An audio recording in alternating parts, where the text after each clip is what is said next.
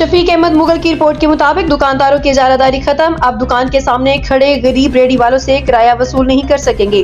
रहीम यार खान में पैराफोर्स के इंचार्ज गोंतल ने दुकानदार की शिकायत पर फौरी एक्शन लेते हुए गरीब रेडीबान से दुकान के सामने खड़े होने पर लिया गया नाजायज किराया वापस करवा दिया।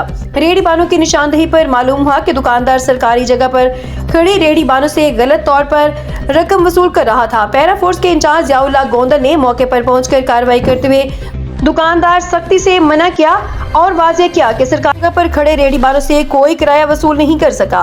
पैराफोर्स की अलाट करदा नंबर वाले मुकामात पर रेडीबान मुकम्मल महफूज हैं। गैर कानूनी वसूली करने वालों के खिलाफ सख्त एक्शन होगा। इंतजामिया के मुताबिक अवामी सहूलत और रेडीबानों के हकूक के तहफ़्फ़ुज़ के लिए कार्रवाइयाँ जारी रहेंगी।